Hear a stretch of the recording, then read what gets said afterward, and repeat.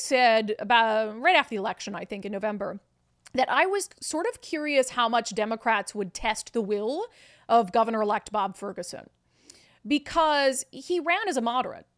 Fake, total lie and sham, but he ran as this pro-public safety, pro-cop, low taxes guy, okay? So are they willing to put a governor of their own party who's that brand new to the test and say, all right, how about we send you over a wealth tax? How about we send you over an increase in the payroll tax? How about we send you over a bill that lifts the property tax levy lid? And let's see if you feel like being the guy who you ran as a year ago or being the guy who you really are. Same with public safety. Here is a guy who's on the campaign trail saying that he loves cops, love them, support them, they're the best. In fact, we're going to set aside $100 million somehow in the middle of a massive budget deficit to be able to hire more police officers. They just don't get the respect they deserve. We need to make sure our communities are safe. Ads with his kids in them. We need to make sure our communities are safe places for everyone. Okay, well, you belong to a party that has done anything but. And as the Attorney General for 12 years, murders doubled in this state. Public safety is worse than ever as you are so focused on the Trump administration and suing Donald Trump to high heaven. And as the state's chief law enforcer, you weren't speaking out in support of police. You didn't say anything about police defunding that could have prevented us from being in a situation where you have the lowest number of police officers per capita of any state in the nation. You weren't speaking out against some of the ill-advised policies that your own party was pushing through, like dramatically limiting police pursuits. No, you shut your mouth because you didn't want to anger a certain set of your base that hates cops and wants, quote-unquote, criminal justice reform, wants to reimagine the criminal justice system. So I wonder what Bob Ferguson will do when any one of these bills I'm about to tell you about come to his desk, if they make it that far, which why wouldn't they? Democrats certainly have the votes to be able to push through anything they want. So again, this is going to be the test for Bob Ferguson. A few months out from the election, are you the candidate you ran as? Or are you a leftist? Are you a borderline socialist progressive? I think he's the latter, because I think that's who he's shown he is. But this is going to be the test. So there are, let's see, 1, 2, 3, let's go through all four.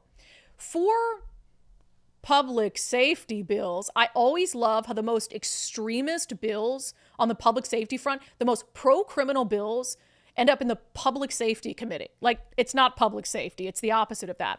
So let's go through a few of these. One of them, or a couple of them, are refiled. So these are bills we've seen before that are rearing their ugly heads again this legislative session. House Bill 1125. Known as, this act shall be known and may be cited as the Judicial Discretion Act. So this is the bill, we talked about it last year, that will allow basically any sentencing judge to say, you know what, maybe my sentence I gave you originally was too harsh. It says the legislature intends to authorize sentencing courts to review lengthy sentences upon a showing that a person's original sentence no longer serves the interests of justice. So you have these activist judges, many of whom we talk about on this show repeatedly, who will let a murder suspect out on little to no bail, maybe with an ankle monitor that they'll swiftly cut off and flee from justice. Those judges now get to decide that, let's say, a sentence handed down in an armed robbery was just too stiff. You know what? It no longer serves the interest of justice. There's no finality.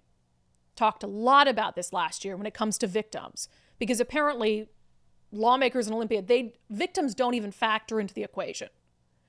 The rights of victims, the rights of the law-abiding don't even factor into the equation. It is what is best for the criminal. That's all it is. So there is no finality if this passes for victims. Imagine a loved one was hurt in some way. A loved one was victimized by a violent criminal. They get a sentence and you think, okay, well, at least there was some justice. You know, they've been sentenced to, let's say, 20 years, and we know that this person is going to be off the streets. No. Any moment, any day, any week, any month, any year, that person who you thought was going to be behind bars for 20 years could be released like that from an activist judge who thinks that their sentence, quote, no longer serves the interests of justice. And think about some of the activist judges we cover who would be quick to do that in a second. Insane bill. Let's move on to House Bill 1113. This will be known as the Safety Act. Safety Act, which stands for Supporting Accountability and Fast, Effective Treatment Act, Safety Act.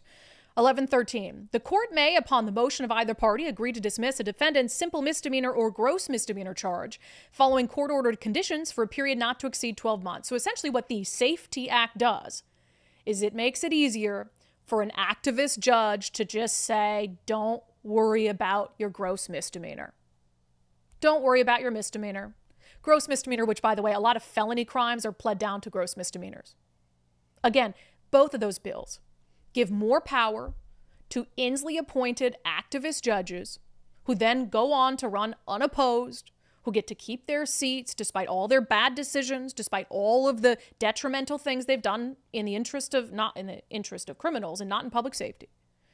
Both of those bills give them more power to say, oh, that gross misdemeanor, you've been in front of the court. No worries. No big deal. No big deal at all. House Bill 1146, an act relating to improving access and removing barriers to voting in jails and state hospitals. Ah, yes, because this is what we need to be focused on right now in the state of Washington, is making sure that if you're in jail, or if you're at Western State going through some sort of psychotic break, that you are given concierge service to get that ballot in. Get that ballot in. So 1146. Each county auditor must create a voting plan for each jail and state hospital within the county. Jails and state hospitals must permit elections officials to enter the jail or state hospital at least 30 days in advance of each election in order to provide voter registration, outreach, and education to people who are incarcerated. So now every single county auditor, counties big and small, for every single jail or state hospital, they have to come up with a plan to help make sure that all of the inmates, that all of the patients are able to get outreach and education to know when they can vote, get their ballot, who's on the ballot, understand the issues. And it's up to county auditors to come up with a voting plan for people who are in jail or in state hospitals. Again, in Western State, like going through a psychotic break, like the thing that you're concerned about is making sure that that person can cast a ballot. And then you have to make sure that you have access for the Secretary of State's office and for elections officials from county auditors to be able to access those inmates and those hospital patients 30 days in advance of each election to make sure they've got everything they need to get their ballot in on time. Does anyone, do the alarm bells go off for anyone about having, let's be honest, Democratic election officials go into like the psych ward of a state hospital and make sure that they have everything they need to have to be able to vote? Tinfoil hat stuff, but come on. You're not going to have some rogue election workers who go into Western State Hospital where people are out of their mind and be like, hey, here's a ballot. Check, circle in the circles. And this is the stuff we're concerned about. HB 1147 is in a similar vein. It's sort of an extension of this. An act supporting civic engagement for incarcerated and institutionalized individuals in state custody to promote inclusion and rehabilitation. It says all justice-involved individuals, including incarcerated individuals and individuals experiencing institutionalization, are essential stakeholders in the laws and policies affecting their lives, and the voices of these individuals must be represented in civic processes to hold a functioning democracy. You know what cracks me up about that the most? So in this bill, again, 1147, they talk about how these incarcerated individuals are most impacted by the laws because they break them. Of course they're most impacted by them. Because they break them. So if they didn't break them, they wouldn't be most impacted by them. But no, we have to go above and beyond. I don't have this to put up on the screen, but this has, so this is all the things that this bill would seek to provide to incarcerated individuals so they can be involved in the civic process.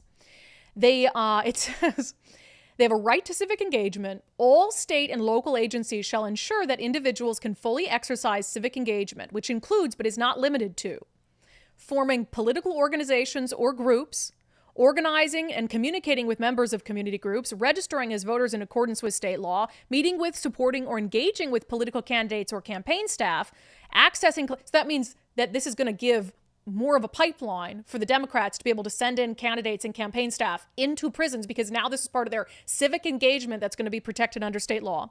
Access in classrooms, utility rooms, or other designated program areas within state institutions for group meetings with community members.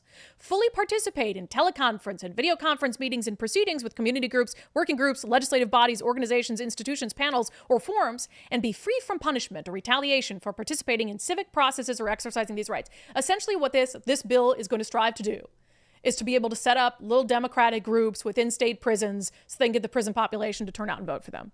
That's all this is. That's all this is. And this is the stuff that they're focused on. It's wild. That's why this is one of the many reasons that I believe there should be a limit on the number of bills that can be introduced by each lawmaker, each legislative session. Because one of the names on a lot of these, Tara Simmons, Tara Simmons is a convicted felon who has rehabbed her life. That's great. Really happy for her. I think her story is really wonderful.